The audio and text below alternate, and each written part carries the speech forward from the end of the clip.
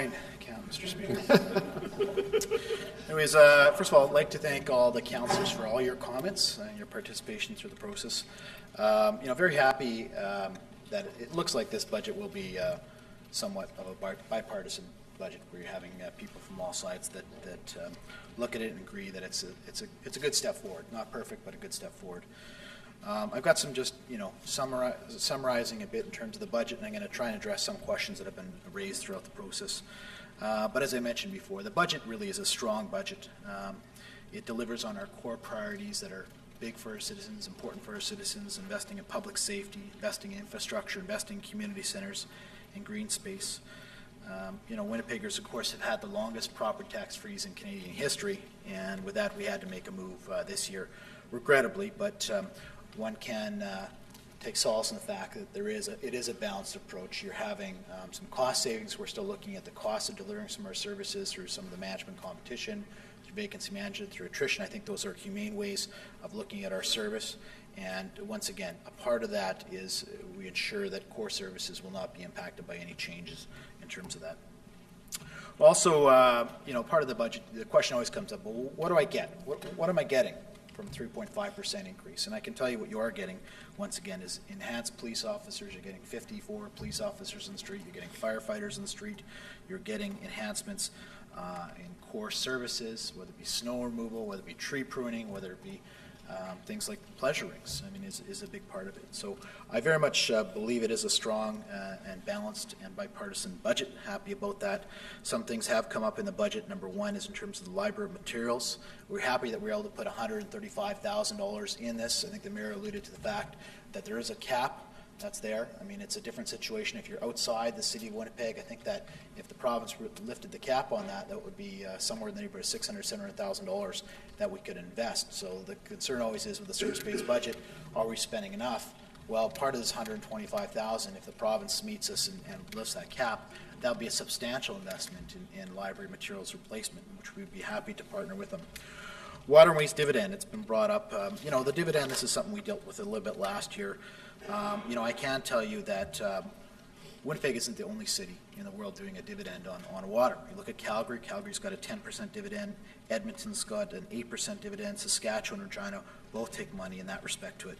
I know back in the 90s, when you looked at Winnipeg Hydro, for instance, we took a 12% dividend at that point, and that made sense to do it. I know my good friend, Councillor Gerbasi, at that point was the chief economic lieutenant, driving these forces, and you supported it then. So I hope you support. I hope there's an integrity, and you're going to support this then because you supported it then at that point too. So once again, I truly believe, though, really at the end of the day, the city of Winnipeg pays for 100% of all the pipes, pavements, and buildings, and the city really takes on great risk. We borrow money, as people know, for what's going on in terms of the water utility that's there, which has an impact on our credit rating and our ability to do capital projects that are there. So once again, we truly believe that it does make a lot of sense, and we're not the only jurisdiction that's doing it. Ambulance fees, this is something I can tell you. We've made further investments in terms of our delivery of the service. We're putting more defibrillators on there. Our service, you talk to our chief of police, anyone, they can tell you that the service that we provide is bar none, heads and tails above what is offered in the other levels of the province. The reality is, with some of the fees and everything else that we're having here, the city of Winnipeg is subsidizing healthcare, which does impact our ability to deliver core services for your municipalities that are there. There's been obviously problems in terms of the health science center, in terms of the delivery.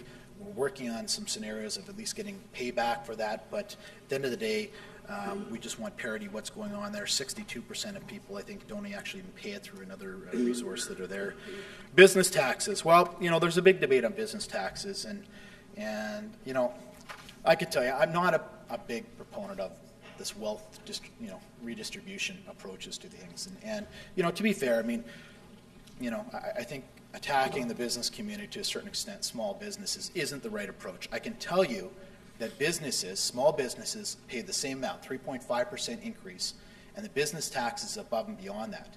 And I can tell you, anyone, if you're one of the 40% of people, 40% of businesses here in the city of Winnipeg, almost 5,000 businesses that are paying it, they are the people that are scraping dollars together to come with capital, to invest in their businesses, and they are investing, and that's where the bulk of employment's happening. So it's a right strategy. It makes sense. Fueling it, I guess, funding it through new businesses as they come online makes sense. It's been a stepwise approach. It's supported by the Chamber of Commerce and business organizations, so it makes a lot of sense. Attrition and vacancy management positions, it was brought up at Executive Policy Committee. You know, I looked at the adopted budget in 2010 versus 2012. I can tell you there's over 350 more employees that are employed by the City of Winnipeg, and there's more from last year to this year. So we ensured that no core services will be impacted by this. We think it's a very humane approach to it. Police budgets, there was some talk about the horse and some of the recruitment classes. You know, once again, those are ideas that were brought forward at the committee, and no decisions obviously have been made on that. There's a line to reduce the police expenditures have been widely talked about, the $3 million. Well, the reality is every department needs to look at expenditures. We need to deliver money more effectively, and when you represent you know, both fire and police, 40% of your budget, you need to take a look there. So that's exactly what we're asking for.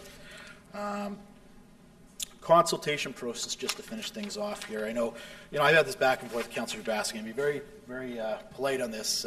You know, we have a kind of debate of whether it makes sense to, but to be fair, we have had budget consultations. It is something that has been generated, and I think I've had about 7 budget consultation sessions, pre-budget consultation sessions on capital and operating.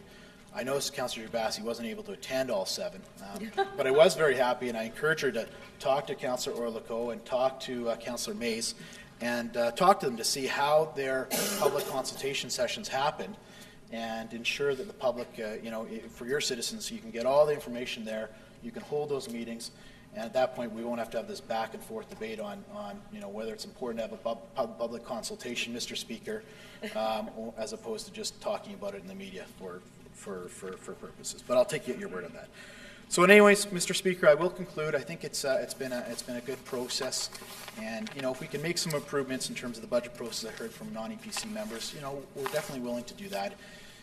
You know, every government goes through a similar budget process. You know, there's different ways to do it. The provincial government does a very similar approach to us. You know, I think we want inclusiveness, and so we are working on that. I can tell you that for the budget process going forward next year, we are working on a new process. We've, you know, there's some people that are looking at this, looking at best practices of how we can do that, and I'm excited for that to go forward. But once again, thank you very much. It's been a pleasure. This is my 6th budget, capital operating budget, that I've been part of, and every one of them is very, you learn a lot through the process, and it's a very time-consuming thing, but it's a kind of labor of love. I really enjoy looking at all the numbers, and in your life learning process, being chair of finance has been fantastic in terms of knowing how money flows. So thank you, Mr. Speaker. I hope you'll support this budget. Thank you.